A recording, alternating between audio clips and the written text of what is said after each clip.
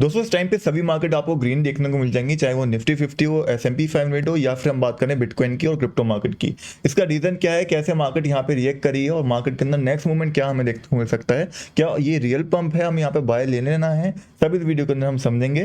साथ ही यहाँ पे बात करेंगे कुछ इंपॉर्टेंट न्यूज़ के बारे में जो कि मार्केट को बहुत हार्डली यहाँ पे इम्पैक्ट कर रही है। बट उससे पहले मैं आप लोगों से बोलूंगा कि टेलीग्राम को याद से ज्वाइन कर लो, क्योंकि ये न्यूज़ जैसे ही आई थी मैंने आपके साथ वहाँ पे शेयर कर दी थी एंड उस टाइम पे मार्केट पंप नहीं करी थी। उसके बाद आप देख सकते हो यहाँ पे मैंने आपको बताया था कि यहाँ पे कोई शॉर्ट आपको नहीं लेनी है, क्योंकि मार्केट के अंदर न्यूज़ जो है वो थोड़ी पॉजिटिव आती हुई दिखी है। इंटरेस्ट रेट ज़्यादा यहाँ पे नहीं बढ़ाए गए हैं एंड देन उसके बाद हमें मार्केट के अंदर लगातार पंप्स देखने को मिले हैं, चाहे वो निफ्टी 50 हो, S&P 500 हो या फिर यहाँ पे बिटकॉइन हो। तो सबसे पहले मस्ट ज्वाइन है टेलीग्राम, आप ज्वाइन करो, क्योंकि आप अपडेटेड नहीं रह पाओगे। फिर आप बोलोगे भाई आपने तो बोला था कल डंप आने वाला है, फिर ये पंप कैसा आ गया, तो ये चीज़ें आप यहाँ पे पूछोगे। तो इसलिए अपडेटेड रहना जरूरी है मार्केट के अंदर, उसके लिए आपको टेलीग्राम पे ज्वाइन होना पड़ेगा। साथ ही टेलीग्राम की नोटिफिकेशन भी ऑन करना पड़ेगा ताकि टाइम पे आपको अपडेट मिल जाए। तो आपको याद होगा पिछली कुछ वीडियोस के अंदर हम लोगों ने डिस्कस करा था कि मार्केट जो है पहले फॉल करेगी, मार्केट के अंदर फॉल आया। उसके बाद हमने डिस्कस करा था मार्केट यहाँ पे एक सडन पंप दिखाएगी हमें दूसरा डंप लेने से पहले, तो वो पंप भी आया। हमने एक्सपेक्टेशन करी थी $21,500 तक हम लगभग जाएंगे, $600 तक जाएंगे। बट मार्केट के अंदर उससे ज़्यादा पंप क्यों आया, उससे पहले रीजन समझते हैं, फिर हम बात करेंगे नेक्स्ट मूवमेंट की। तो यहाँ पे आप देख सकते हो कल रात बेसिकली फेडरल की मीटिंग थी, मैंने आपके साथ पिछले एक हफ्ते से डिस्कस कर रहा था, बहुत इंपॉर्टेंट मीटिंग है। इसका जो आउटकम आएगा वो मार्केट को डायरेक्टली इंपैक्ट करेगा। वही चीज़ होती हुई देखी फेडरल की मीटिंग के अंदर, यहाँ पे इंटरेस्ट रेट एक बार फिर से बढ़े, 0.75 बीपीएस के हिसाब से इंटरेस्ट रेट यहाँ पे बढ़ाए गए। एंड आपको याद होगा पिछली बार भी इसी रेट के हिसाब से यहाँ पे इंटरेस्ट रेट को बढ़ाया गया था। अब एक्सपेक्टेशन थी कि यहाँ पे 100 बीपीएस के हिसाब से 0.10 या फिर मतलब ज़्यादा इंटरेस्ट रेट को यहाँ पे बढ़ाया जाएगा, बट ऐसा नहीं हुआ। यहाँ पे जितना पहले बढ़ाए गए थे उसी के हिसाब से यहाँ पे इंटरेस्ट रेट को बढ़ाया गया, जो कि एक पॉजिटिव चीज़ थी मार्केट के लिए, या फिर आप बोल सकते हो मार्केट के अंदर नेगेटिव चीज़ नहीं थी, क्योंकि लोग एक्सपेक्ट करके चल रहे थे कि इन्फ्लेशन डाटा बहुत ज़्यादा आया इस बार तो इंटरेस्ट रेट भी बढ़ाए जाएंगे और ज़्यादा, लेकिन बट ऐसा नहीं होता हुआ दिखा। दूसरी चीज़ क्या, यहाँ पे जो मीटिंग हुई उसके अंदर ये चीज़ भी डिस्कस करी गई कि अब जो इंटरेस्ट रेट है वो सितंबर तक ही बढ़ाया जाएगा, उससे पहले यहाँ पे कोई इंटरेस्ट रेट नहीं बढ़ाए जाएंगे। तो ये मार्केट ने एक पॉजिटिव वे में लिया, चाहे वो S&P 500 हो, मैं दोबारा से बोल रहा हूँ, चाहे निफ्टी 50 हो, S&P 500 हो या फिर यहाँ पे बिटकॉइन हो, तीनों ही मार्केट साथ मूव कर रही है। आप देख सकते हो यहाँ पे निफ्टी 50 ने कितना तगड़ा ब्रेकआउट ऑलरेडी यहाँ पे कर दिया। हालांकि हमने बहुत पहले डिस्कस करा था कि निफ्टी 50 ने यहाँ पे ही ब्रेकआउट करके रिटेस्ट करके जंप दिखा दिया एंड वहाँ से लगातार ही पंप ही करी है मार्केट। और मैंने आपके साथ कुछ बाइंग भी शेयर करी थी स्टॉक मार्केट के अंदर, अगर आप रेगुलर वीडियो देखते होगे। तो HDFC बैंक से हम 10-15% यहाँ प्रॉफिट में चल रहे हैं और अभी भी यहाँ पे आप देख सकते हो एक असेंडिंग ट्रेंड भी बन रहा है। तो चाहो तो इसके अंदर भी आप बाइंग कर सकते हो अगर आप स्टॉक के अंदर इन्वेस्ट करना चाहते हो। तो अब यहाँ पे आते हैं हम अपने टॉपिक के ऊपर और बात करते हैं अब क्या इंपैक्ट हमें देखने को मिलेगा। तो देखो अभी तक जो न्यूज़ आई है वो पॉजिटिव है, ठीक है। एंड अगर आप वॉल्यूम्स देखोगे, वॉल्यूम्स एकदम से चेंज हो गई हैं। जो पिछले 24 घंटे की वॉल्यूम्स हैं वो पिछले एक वीक की सबसे हाईएस्ट वॉल्यूम रही है यहाँ पे क्रिप्टो मार्केट की, जिसके हिसाब से बिटकॉइन को यहाँ से नॉर्मली पंप करना चाहिए, ठीक है। और अब ये पंप जो आएगा वो रिटेस्ट के बिना नहीं आता पंप, आप सब लोग समझते होगे इतनी बात अगर आप मार्केट के अंदर हो।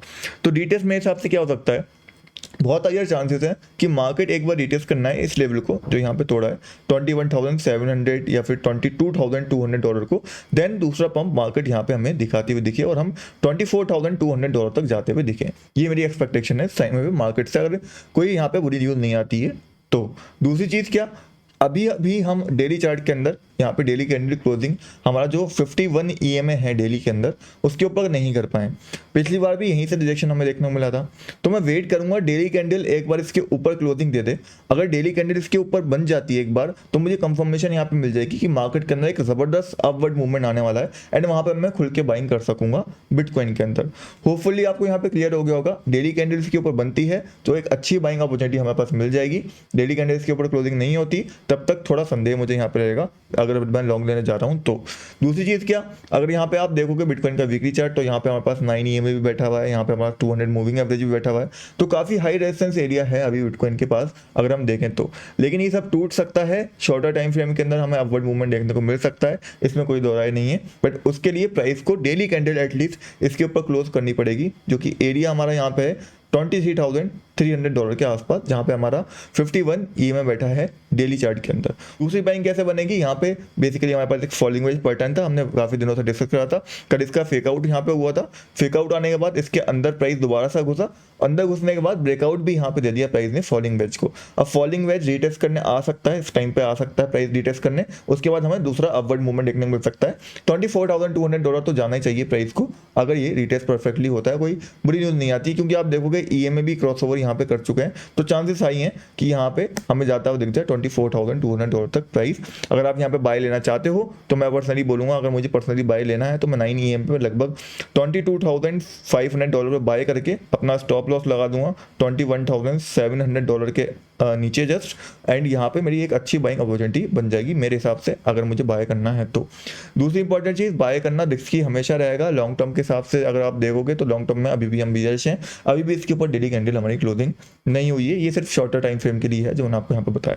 अब कुछ ऑल्ट कॉइन्स के बारे में बात कर लेते हैं। सबसे पहले बात करेंगे इथेरियम की। इथेरियम के अंदर आप देख सकते हो कि रेजिस्टेंस के पास अभी है, इथेरियम के अंदर मुझे लगता है थोड़ा करेक्शन हमें आता हुआ दिखेगा, देन उसके बाद हम बाय करने का देख सकते हैं यहाँ पे 9 EMA से। ज़्यादातर प्राइजेस में मुझे लगता है यही मूवमेंट देखने को मिलेगा, प्राइस नीचे करके आएगा, 9 EMA से सपोर्ट लेगा, देन उसके अंदर पंप देखने को मिलेगा। सेम वैसे ही सोलाना के अंदर भी एक्सपेक्टेशन मैं करूंगा।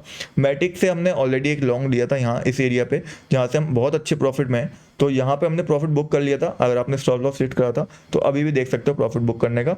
अदरवाइज आपको पता होगा मैटिक हमें अच्छा प्रॉफिट दे रहा है, हमने यहाँ पे बाय करता उसके हिसाब से।